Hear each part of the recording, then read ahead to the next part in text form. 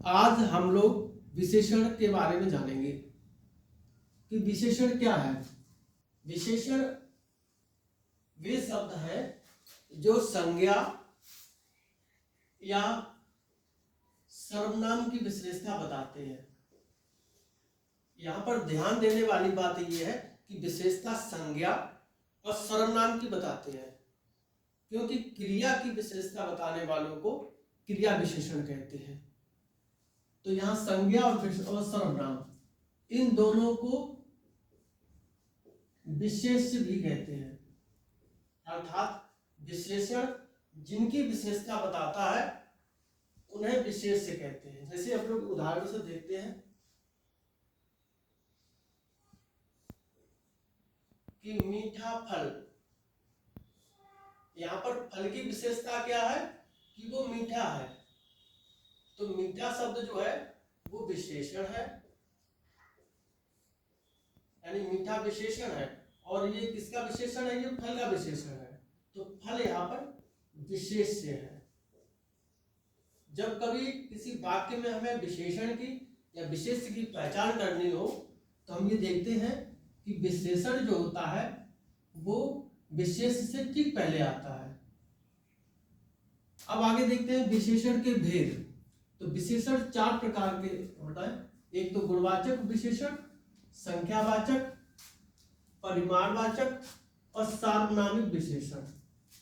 यहां देख रहे हैं कि हालांकि ज्यादातर केसों में यहाँ पे एक शब्द लगा हुआ है वाचक। तो वाचक जैसे का शब्द होता है कथावाचक। तो कथावाचक कौन है? जो कथा को बता रहा है, कथा की जानकारी दे रहा है।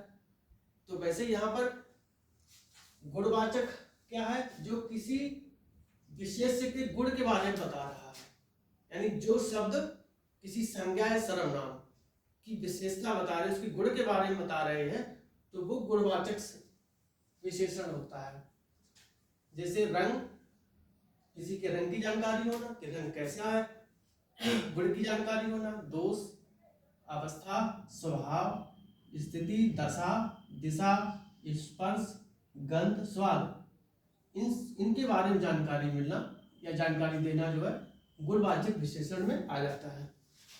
जो विशेषण अपने विशेष्य की संख्या की जानकारी देता है तब उसे संख्यावाचक विशेषण कहते हैं। और संख्यावाचक विशेषण जो है वो 2 भागों में बढ़ जाता है, निश्चित संख्यावाचक और अनिश्चित संख्यावाचक। यानी निश्चित कब है? जब उनकी संख्या बिल्कुल निश्चित है तो उसे निश्चित संख्यावाचक है। और जहां संख्या के बारे में कहा जाता है कि कुछ गाय हैं, तो कितनी गाय है ये पता नहीं है, कुछ है, तो कुछ शब्द जो है अनिश्चित हो जाता है, तो कुछ अनिश्चित में चला जाता है। और यदि इनकी कोई संख्या है, निश्चित संख्या है, जैसे 10 गाय, तो 10 यहाँ पर जो है वो हो जाएगा निश्चित संख्यावाचक में। और निश्चित संख्यावाचक भी 2 भागों में बढ़ जाता है, पूर्णांक निश्चित संख्यावाचक और अपूर्णांक निश्चित संख्यावाचक। हालांकि ये इतना महत्वपूर्ण नहीं है, आगे का देखते हैं, आगे का थोड़ा महत्वपूर्ण है। पूर्णांक निश्चित संख्यावाचक 5 भागों में बढ़ जाता है। सबसे पहला गणनावाचक, दूसरा क्रमवाचक, तीसरा आवर्तीवाचक, चौथा समुदाय वाचक और 5वां प्रत्येक वाचक हो गया।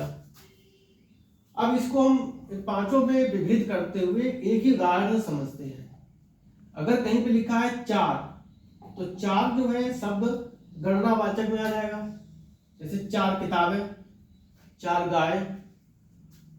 और जहां पे लिखा हुआ चौथा, तीसरा, दूसरा, पहला, तो वो होता है क्रमवाचक, क्योंकि वहां हमें क्रम के बारे में जानकारी मिल रही है कि चौथा स्थान है या 5वां स्थान है।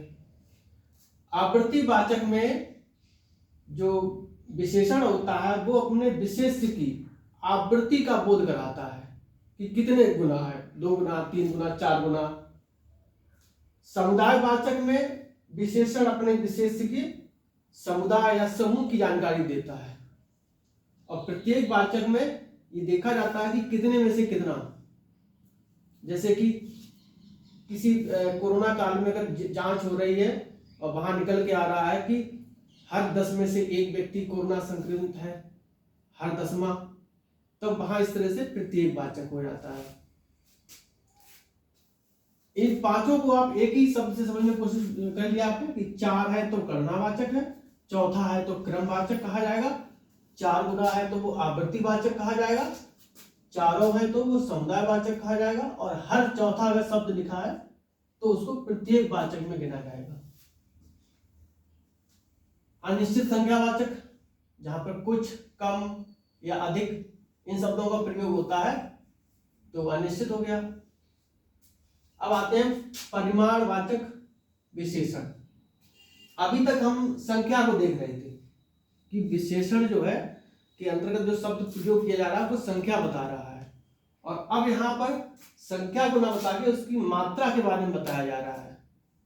जैसे मान लीजिए हम दुकान पे जाते हैं और यदि कहते हैं कि हमको 4 साबुन चाहिए या 5 साबुन चाहिए, तो 4-5 वो गिनती होती है, और हम ये कहते हैं कि हमको 4 किलो या 5 किलो चावल चाहिए, तो उसकी तौल में आते हैं, मात्रा दी जाती है। तो 4 किलो ये शब्द जो है वो चला जाएगा परिमाणवाचक में, निश्चित वाले में जाएगा। अब ध्यान दीजिएगा, अगर कहीं पे लिखा है कि केवल 4 तो वो आ जाएगा गणनावाचक में, और 4 किलो शब्द अगर चल रहा है, जैसे यहाँ पे लिख देते हैं कि 4 किलो चावल, तो चावल की यहाँ विशेषता है ये 4 किलो होना, तो ये 4 किलो शब्द जो है वो परिमाणवाचक में जाएगा। वो भी परिमाणवाचक में कौन सा, निश्चित है, क्योंकि ये तौल निश्चित है। और यदि कहते हैं कि कुछ चावल दे दीजिए, तो कुछ में वो अनिश्चित हो जाता है, उसकी कोई तौल निश्चित नहीं है, तब उसे अनिश्चित परिमाणवाचक कहते हैं। और अंत में है सार्वनामिक विशेषण। कल हम लोगों ने सर्वनाम के बारे में जाना था, तो सर्वनाम जो होते हैं वो संज्ञा या सर्वनाम, जो वे शब्द होते हैं जो संज्ञा के स्थान पर प्रयोग किए जाते हैं।